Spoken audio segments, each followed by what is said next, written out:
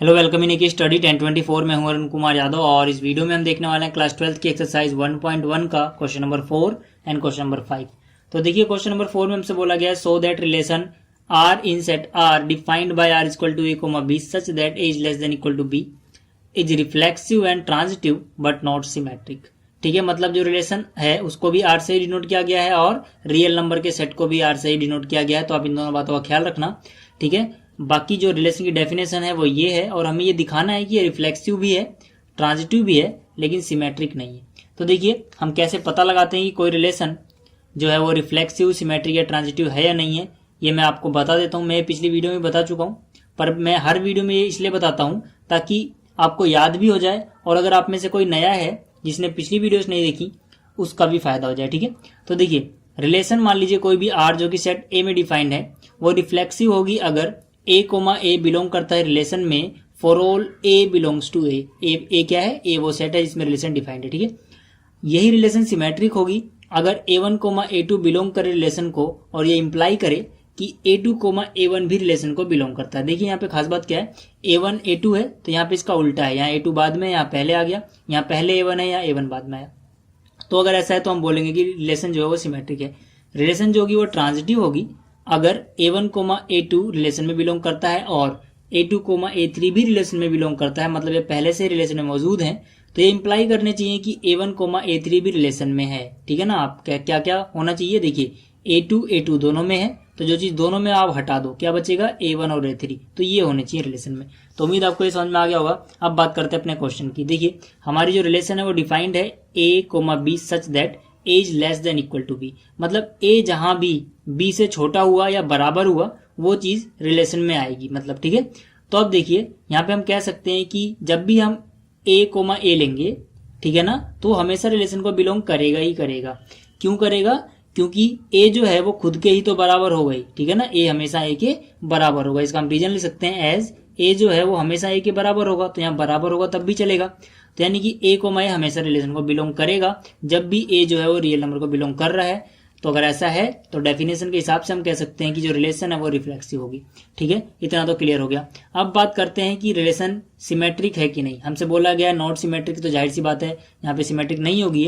तो जब किसी चीज को हमें नहीं दिखाना हो तो हम सिर्फ एक केस ऐसा ढूंढ लें, ठीक है, जो कि उस बात को शो कर देता है कि वो नहीं है, तो बस वो नहीं प्रूफ हो जाता है। ठीक है ना, लेकिन अगर हम किसी बात को दिखाना होता है कि वो है तब हम सारे केस प्रूव करते हैं, लेकिन यहाँ नहीं दिखाना तो हम एक केस ढूंढ लेंगे। अब देखिए 3,4 जो है वो रिलेशन को बिलोंग करता है। क्यों करता है? क्योंकि जो 3 है वो 4 से छोटा है। तो यहाँ पे छोटा हो या बराबर हो दोनों ही केस में रिलेशन में आएगा। तो यहाँ छोटा है तो ये भी रिलेशन में आएगा। लेकिन अगर हम इसका उल्टा कर दें, 4 को पहले लिख दें और 3 को बाद में लिख दें, तब ये रिलेशन में बिलोंग नहीं करेगा। क्यों नहीं करेगा? क्योंकि अब यहाँ पे जो 4 है वो 3 से छोटा नहीं है।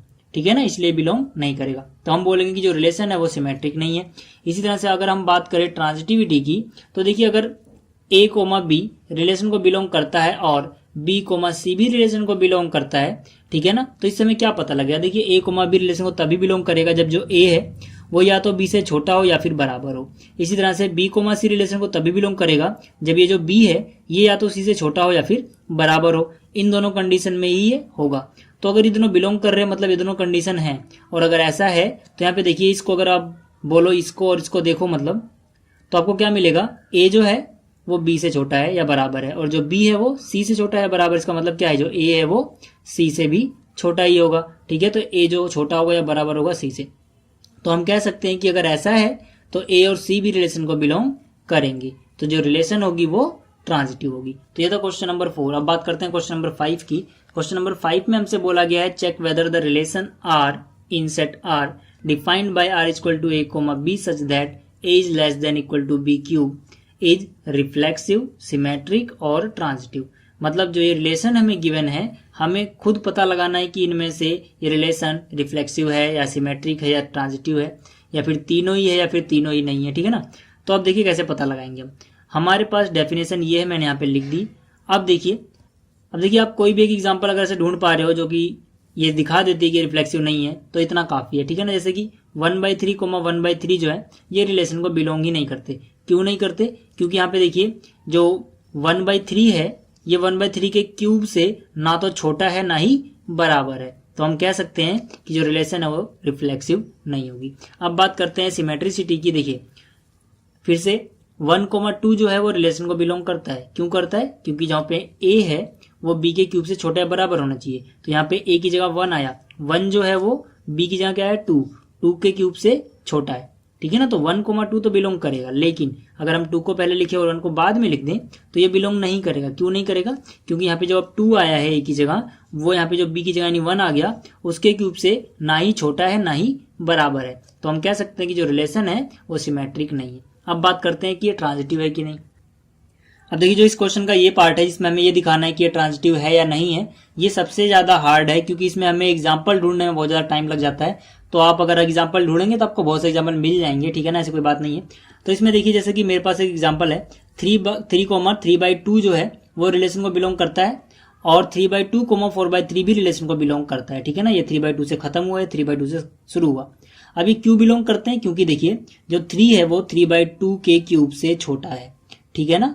और हमारा केस था कि a या तो b के क्यूब से छोटा हो तब भी चलेगा या फिर बराबर हो तब भी चलेगा, तो यहाँ पे छोटा है। इसी तरह से यहाँ पर ये क्यों बिलोंग करता है? क्योंकि 3/2 जो है वो छोटा है 4/3 के क्यूब से। आप चाहे देख सकते हो 3/2 का क्यूब आप निकालोगे तो आपको मिलेगा 3.375। अब जाहिर सी बात है जो 3 होता है वो इससे छोटा होता है। इसी तरह से अगर आप 3/2 को पॉइंट में बदलो तो 1.5 मिलेगा, और 4/3 का क्यूब निकालो तो 2.37 मिलेगा। तो 1.5 जो है वो इससे छोटा होता है। तो यानी कि ये बिलोंग करते हैं। लेकिन अगर मैं इसका शुरू वाला एलिमेंट लूँ, ठीक है ना 3, और इसका लास्ट वाला एलिमेंट लूँ 4/3, तो यहाँ पे 3 और 4/3 बिलोंग नहीं करते हैं रिलेशन को। क्यों नहीं करते हैं? क्योंकि जो 3 है वो ना ही तो छोटा है 4/3 के क्यूब से, ना ही बराबर है, ठीक है ना। अभी आपने देखा 4/3 का क्यूब कितना था 2.37। तो 3 जो होता है ना ही तो इससे छोटा होता है ना ही बराबर होता है। तो हम कह सकते हैं कि 3,4/3 रिलेशन को बिलोंग नहीं करते हैं, इसलिए जो रिलेशन है वो ट्रांजिटिव नहीं है। तो इस वीडियो में इतना ही। उम्मीद आपको ये दोनों क्वेश्चन समझ में आ गए होंगे। अगर आपको ये वीडियो अच्छी लगी है तो इसको लाइक करें, शेयर करें, इस चैनल को सब्सक्राइब करें। Thanks for watching. मिलते हैं फिर अगली वीडियो में, तब तक के लिए गुड बाय।